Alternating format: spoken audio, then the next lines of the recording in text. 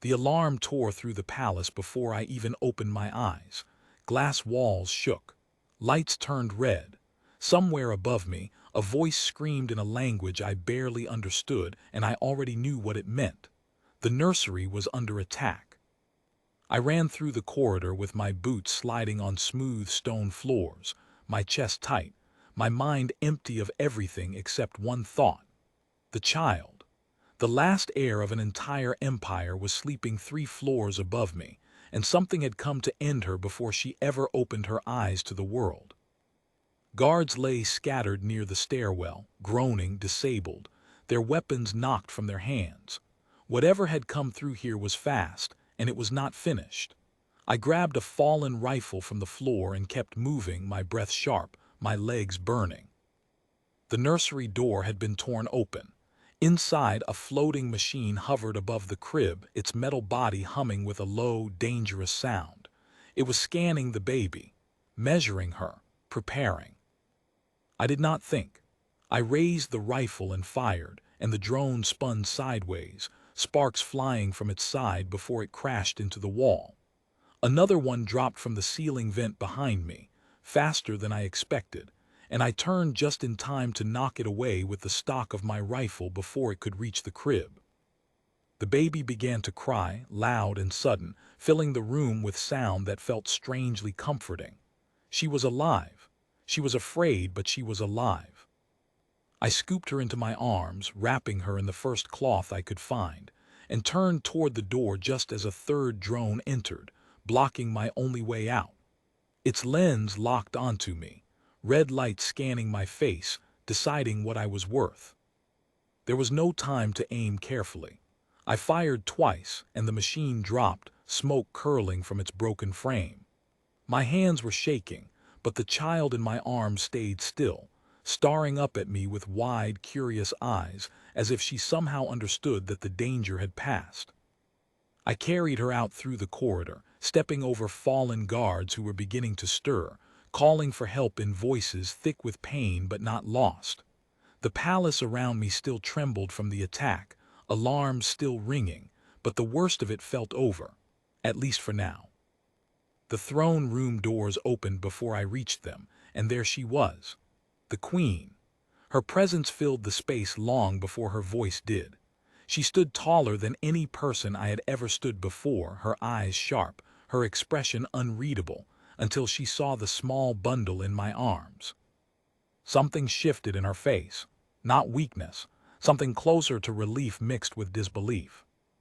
She crossed the distance between us in seconds and took her daughter gently, checking her over with quick, careful hands, listening to her breathing, watching her eyes blink slowly with exhaustion rather than fear. When she was finally satisfied that the child was unharmed, she looked up at me, and the room around us seemed to hold its breath. "You saved her," she said, her voice steady but different now, softer at the edges. I told her the truth, that I had not thought about politics or duty, that I had only thought about a baby in danger, and that anyone in my place would have done the same. She studied me for a long moment, as if trying to decide whether to believe such a simple answer. An advisor stepped forward from the shadows near the pillars, his expression tense, his voice cautious. He reminded her that outsiders were never permitted to interfere in matters of the royal bloodline, that there were rules older than the palace itself, rules that could not simply be ignored because of one dramatic night. The queen turned toward him slowly, and when she spoke, her voice carried through the entire hall without needing to rise in volume. "The rules exist to protect my daughter, not to let her die while everyone stands back and argues about tradition," she said. "Tonight, one person acted while everyone else hesitated. That matters more than where he was born." She called for the full council to gather immediately, declaring that an old law, rarely used and almost forgotten, would be invoked that very night. A law that stated whoever saved the bloodline when the bloodline could not save itself would be bound to it forever, not as a servant, but as family, protected by the crown and answerable to no one else. The advisor tried once more to argue, but the queen raised her hand, and the room fell silent instantly. She turned to look at me, still holding her daughter close, and for the first time since I had entered the room, she smiled, small and tired but real. "From this night forward, he belongs to us," she said.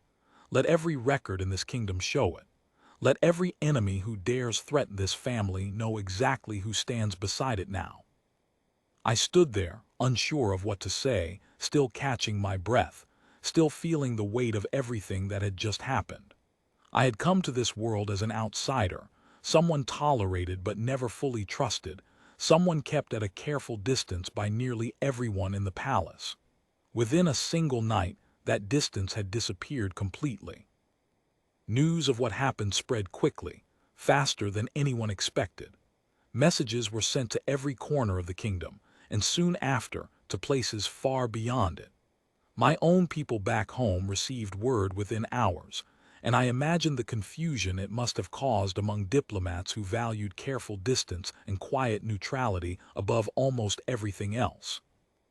I was given quarters near the royal wing that night, though I barely slept. Every time I closed my eyes, I saw the drone hovering above the crib, its lens scanning the child, deciding her fate in silence. I kept wondering what would have happened if I had been 30 seconds slower, if I had stopped to think instead of moving. In the morning, the Queen sent for me personally. She was sitting beside her daughter's crib when I arrived, watching the baby sleep peacefully, her earlier exhaustion replaced by something calmer, steadier. She told me that whoever had sent those machines had planned carefully, studying the palace defenses for months before finding a single gap in the system. She believed it was someone close to the throne, someone with access that outsiders would never have been given. That thought seemed to trouble her more than the attack itself. I asked her what she intended to do next, and she looked at me with an expression that mixed determination with something almost like invitation. "Find them," she said simply, "and this time you will not be standing outside the walls while it happens." Over the following days, I worked alongside palace guards and investigators, following leads that pointed toward a minor official who had recently gained unusual access to restricted areas. Every piece of evidence led further into the palace itself, rather than away from it, confirming what the Queen had feared from the very beginning. The official was found attempting to leave through a service tunnel late one night, carrying documents that revealed the full plan, along with contact information linking him to a rival house that had long resented the Queen's growing influence. He was stopped before he could disappear, and the documents were secured without further danger to anyone involved. When the Queen learned the full truth, she called another gathering of her council, this time not to argue about old laws but to announce new ones. She declared that the palace defenses would be rebuilt from the ground up, and that trust would no longer be given simply because of birth or position, but earned through actions, exactly as I had earned mine. She looked toward me during that announcement, and for a moment the entire hall turned to look as well. I felt the weight of every eye in the room, yet for the first time it did not feel like judgment. It felt like acceptance. In the weeks that followed, the kingdom slowly returned to its usual rhythm, though nothing about my place within it stayed the same. Guards who once watched me with suspicion now greeted me by name. Advisors who once whispered behind closed doors now asked for my opinion openly during meetings. The child I had carried out of that nursery grew stronger every day, her laughter filling rooms that had once held only fear. One evening, the Queen found me standing near the palace gardens, watching the sunset paint the sky in soft shades of orange and gold.